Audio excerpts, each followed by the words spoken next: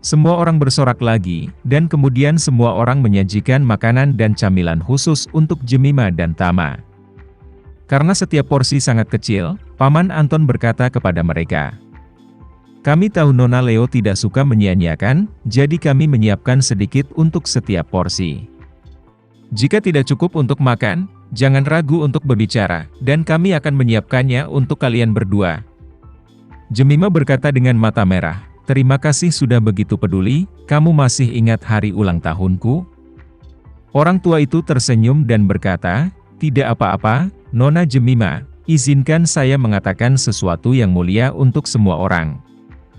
Kamu ada di mata kami, sama seperti putri kami sendiri." Setelah itu, dia buru-buru memberitahu semua orang. "Semuanya ayo pergi, jangan ganggu dunia dua orang Nona Leo." Ketika kerumunan bubar, mereka meninggalkan kue dan meja makanan ringan. Mata Jemimah merah, dan dia menatap meja yang penuh dengan makanan, bahkan sampai ke lantai 2. Tama menatapnya dan bertanya dengan lembut, "Merindukan ibu?" Jemimah kembali sadar dan mengangguk ringan, air mata mengalir. Dia dengan cepat menyekanya dengan tangannya, dan berkata, "Kapanpun waktunya tiba di hari ulang tahunku, aku sangat merindukannya." Setelah berbicara, dia dengan cepat tersenyum, menatap Tama, mengulurkan tangannya, dan berkata dengan nada centil, "Beri aku hadiah ulang tahun." "Ya, apapun akan berhasil."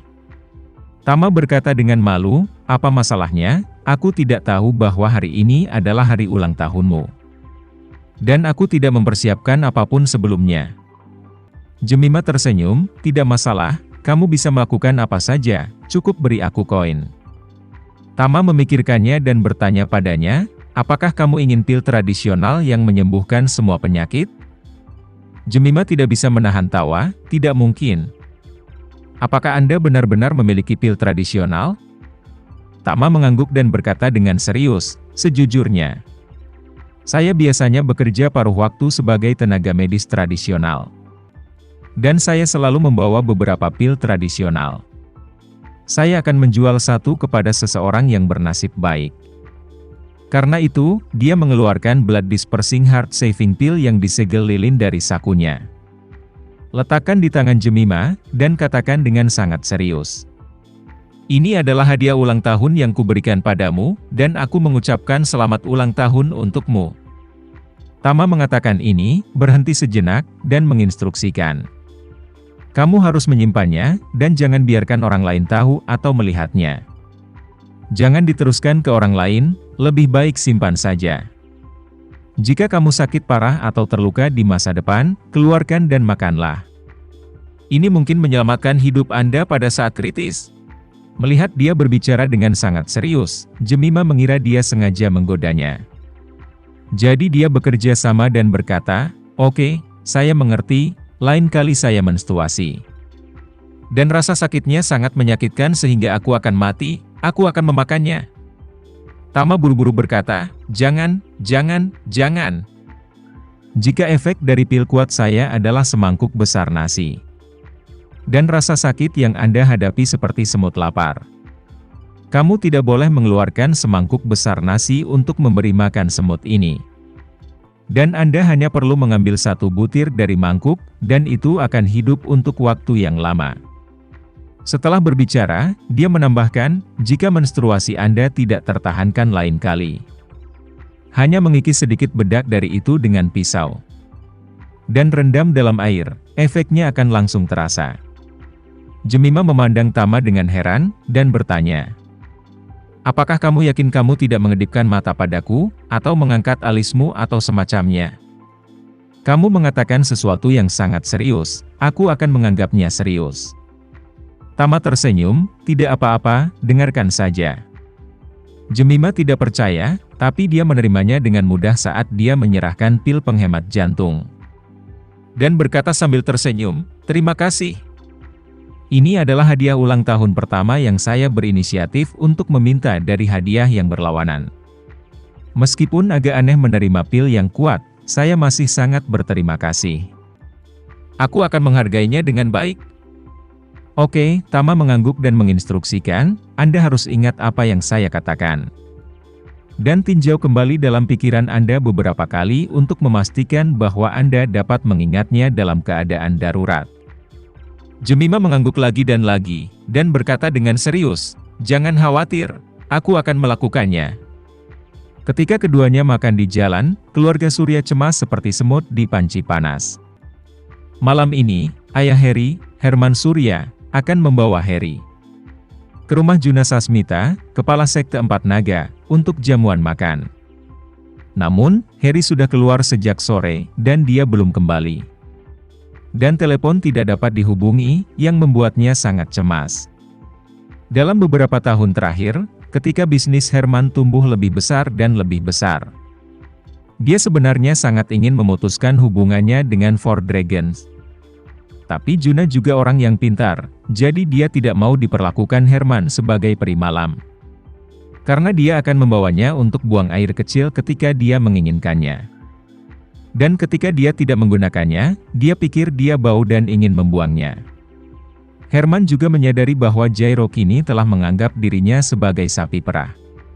Sama seperti dia dulu menganggapnya sebagai pendukung, dan tidak mau melepaskannya untuk hidup atau mati. Karena itu, dia hanya bisa mencoba yang terbaik untuk menemukan cara menstabilkan Juna. Juna baru-baru ini menghasilkan banyak uang dalam bisnis penyelundupan daging beku. Namun karena minimnya skala, dia berharap Herman bisa maju dan daftarkan perusahaan pengiriman untuk membantunya mengambil barang dari luar negeri ke Hong Kong. Selain itu, dia juga ingin Herman mengeluarkan sejumlah uang untuk membelikannya sejumlah speedboat yang kuat, sehingga dia bisa menyelundupkan daging beku langsung ke daratan melalui saluran ini. Agar tidak memberi Herman kesempatan untuk menolak, Juna, sang ayah baptis, akan meletakkan tubuhnya dan mengundang putra baptis dan cucunya ke perjamuan. Dan kemudian mengajukan tuntutan di meja makan. Bahkan jika dia ingin tidak datang, Herman tidak bisa menolak. Namun, setelah menunggu lama di rumah, Juna sedikit kesal saat tidak melihat sosok Herman. Dia menelepon dan berkata, "Herman, Anda seorang sialan sekarang. Bahkan aku tidak bisa melawanmu. Aku sudah menunggumu di rumah untuk makan denganmu di usiaku, dan aku belum melihatmu sampai sekarang. Kamu ada di mana? Maksud kamu apa? Jika Anda memandang rendah ayah baptis Anda, katakan saja dengan jujur. Aku tidak akan pernah membiarkanmu mempermalukan. Masalah besarnya adalah semua bantuan yang aku berikan padamu sebelumnya hanya memberi makan seekor anjing, dan kita berdua tidak akan pernah akur." Bukannya Herman tidak tahu tentang rutinitas Juna. Pria ini licik dan pandai menyerang jantung. Alasan mengapa dia mengatakan itu tidak lebih dari mundur. Dia mengantisipasi bahwa dia tidak akan bisa meminjam keledai dan mengatakan hal-hal yang tidak akan pernah cocok satu sama lain.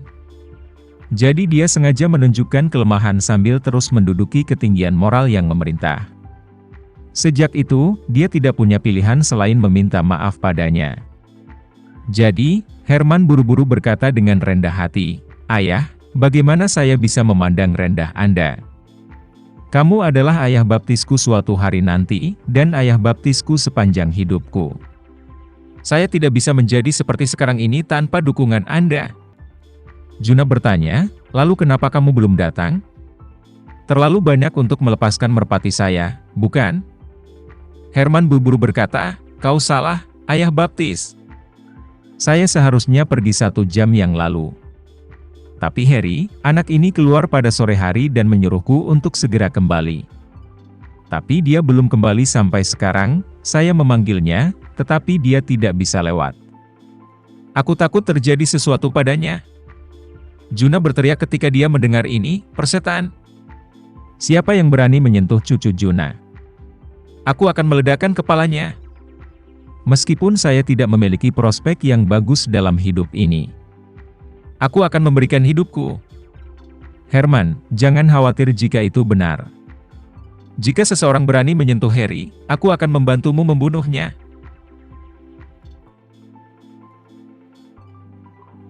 Sekian dulu ya video kali ini, kita lanjutkan lagi videonya di lain waktu. Oh iya, bagaimana menurut kalian? Semoga bisa sedikit menghibur kalian semua. Untuk teman-teman yang baru nonton, jangan lupa subscribe ya, hehehe. Dan kalau teman-teman ada yang ingin gabung langganan, bisa langsung gabung saja untuk dapat fitur yang menarik dan sedikit membantu Mimin. Terima kasih banyak sudah menonton, sampai jumpa lagi, bye bye bye.